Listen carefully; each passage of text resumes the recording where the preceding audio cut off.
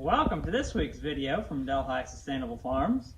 This week we are going to be showing planting our sorghum-sudan grass. We use the no-till drill behind us along with our four-wheel drive tractor usually to do the planting.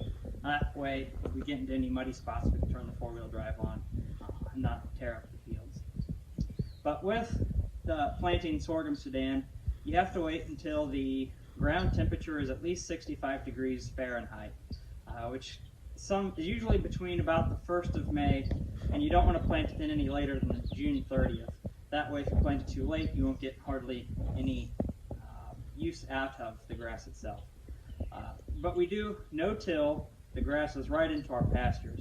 Usually we'll take the calves over the pasture and then plant kind of behind them. That way, there's not a lot of forage and vegetative material kind of in the way of the planter. Usually then, depending on how well the calves do, we will run the brush hog over the top of it. It kind of depends on how short they do graze it. We are kind of a little hard on the pastures when we are getting ready to plant because we want them to get rid of quite a bit of that vegetative material, so there's less competition for the new growing sorghum-sudan grass. With the no-till drill, you don't have to plow up the fields or anything, so it's a lot more sustainable.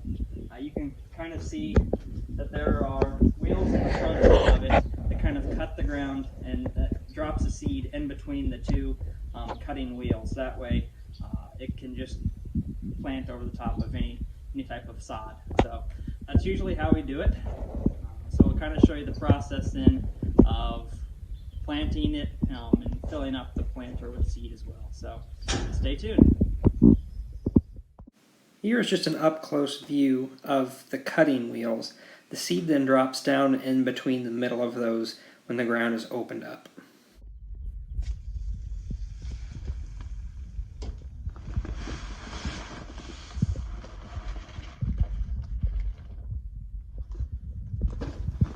Here I'm just filling the seed box with the seed.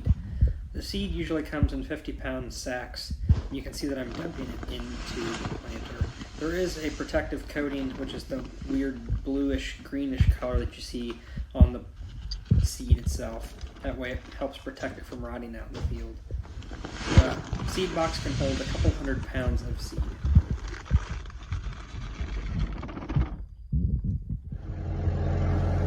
And now I'm actually planting.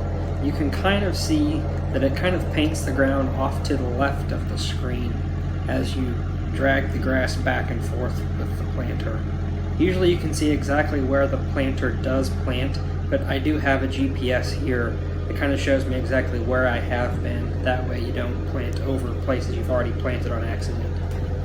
So we continue this process throughout the entire field. The planter is roughly about 12 feet wide, so it takes a little bit of time to get through the field. I average a ground speed of about 3.8 miles per hour. The GPS kind of keeps me in that range as well. So here's a view as you're looking behind, as seated on the tractor, looking at the planter. So you just kind of drive back and forth. And there are the calves. They're watching me plant as I go back and forth through the field. They also kind of go back and forth as well. Sometimes they come up to the fence and are a little bit more curious as to what I am doing. Little do they know, I am planting some food that's going to be very delicious for them in a few months. You can see the four-wheel drive front tires.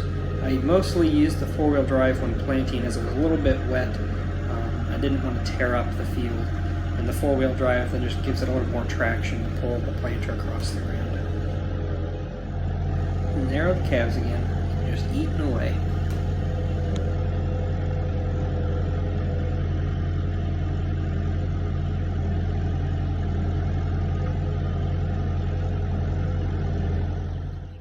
And here's a view of me planting from up at the house. I am starting the end rows, and then we'll go back and forth lengthwise through the field. So you can see that I'm not moving very fast, but fast enough to get done in a relatively short manner.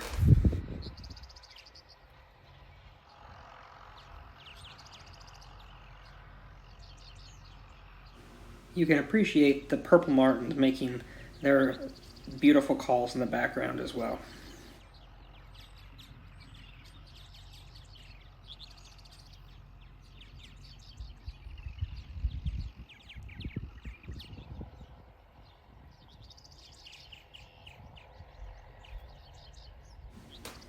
You can see in the field closer to the bottom of the screen how it has kind of been painted more or less with the lighter and darker shades of green as the grass has been pushed over.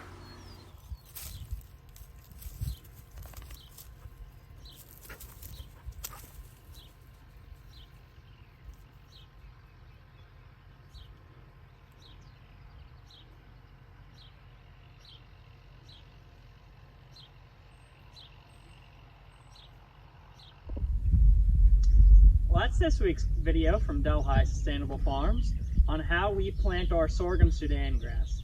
I did forget to mention that we try to stagger plant our Sudan grass, that way it's not all ready at one time. That way the calves can go and eat different parts of the pastures, and they're kind of staggered a little bit that way. They can continuously just kind of keep cycling through all of it once it is ready for them to start grazing.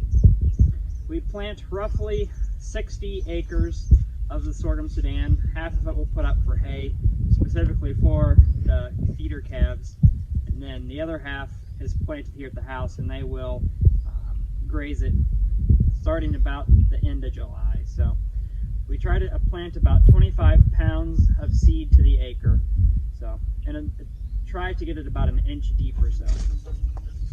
If you have any questions, be sure to comment those below.